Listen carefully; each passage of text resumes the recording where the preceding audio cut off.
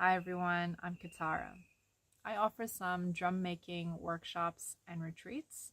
And I just wanted to come on today to share a little bit about this drum, about the shamanic drum. What is a drum and why would we use it?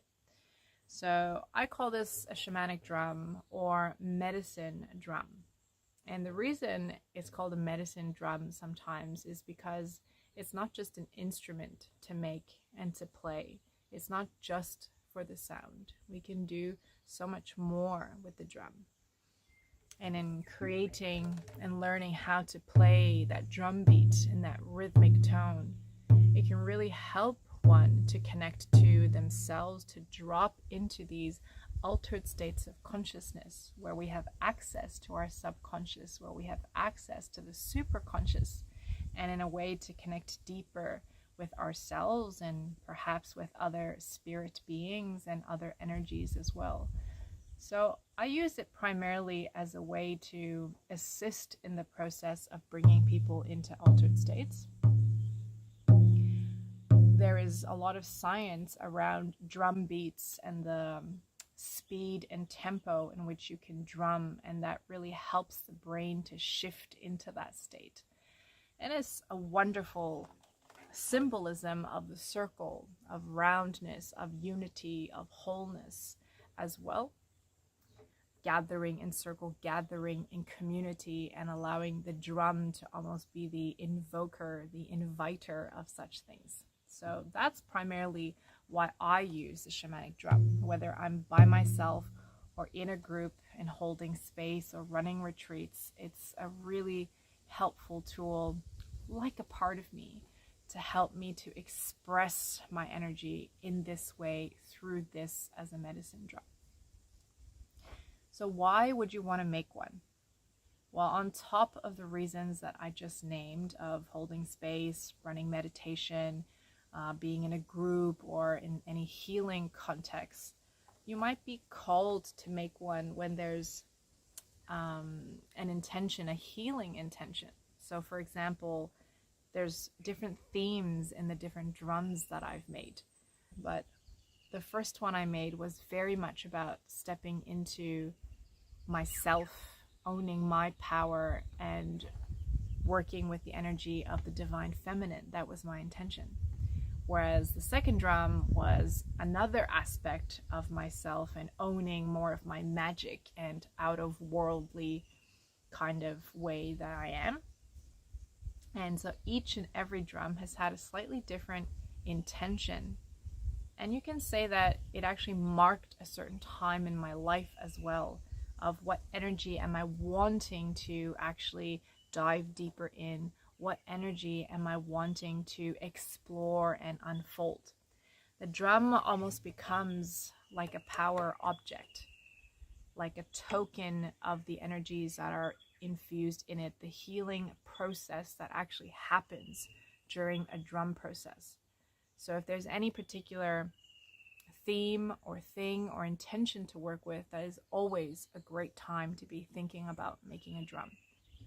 Personally, I have birthed 3 drums in the last 3 years, and that's just my own process of, okay, it's time to go into the next energy of myself, and a powerful time for me to do that. What to expect in a drum making workshop? Well, typically workshops will last 2 half days. The first day is the process of actually choosing the skin that you're going to work with, and that's a process we do through shamanic journeying and making sure that we're opening sacred space, setting our intentions, connecting to the group if we're working with the group, and the actual cutting of the lace. And you can see in this drum that, all of this lacing is actually hand cut. So the first half day is for the connecting to the skin, discussing perhaps the medicine of the animal that we're working with, opening sacred space, setting intentions, and actually cutting of the hide and of the lacing if we're doing that. The second day is the actual process of lacing the drum. And if we have enough time, since everyone laces and completes their drum making process in different times, you can also create your drum beater. That's also part of the process. So what happens during a drum making workshop can vary from person to person, but also workshop to workshop. To me, it's always an incredibly healing process.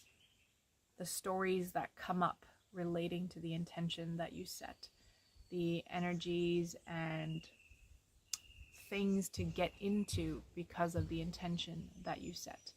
And so, yeah, some people actually have big healing processes, releases, shifts, transformations, a lot of aha moments, a lot of introverted inner world exploration time as well.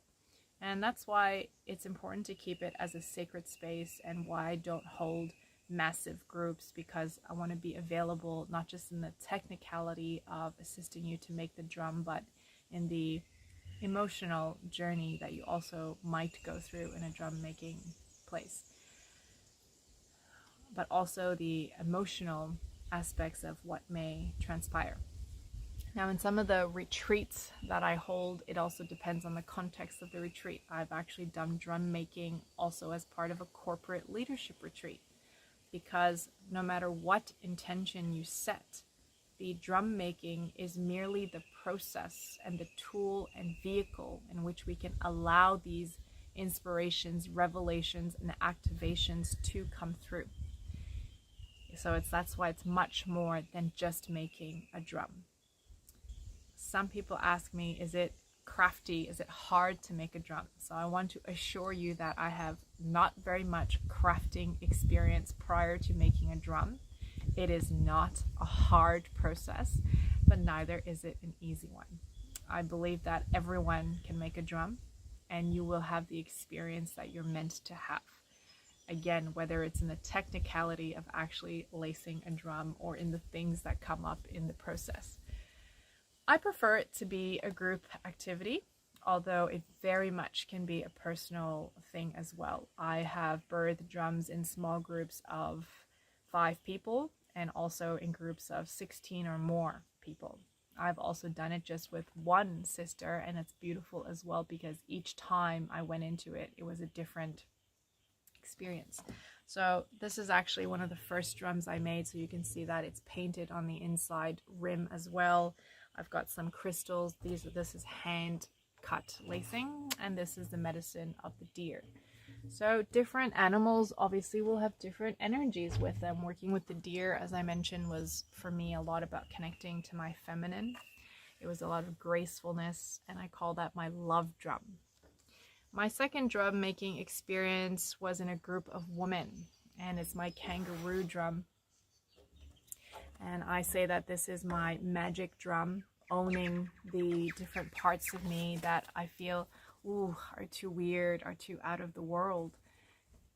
And a lot of the learning I got, not just from the drum making, but from this beautiful year-long experience I had with women, was feeling safe to be with other women, as well as owning our place in a circle, because each of us are unique. And I'm sure that you've heard that, but all of us have things that arise in us too, because we feel and we're looking for our place of belonging. So you can see in this drum, the lacing is a little bit different as well.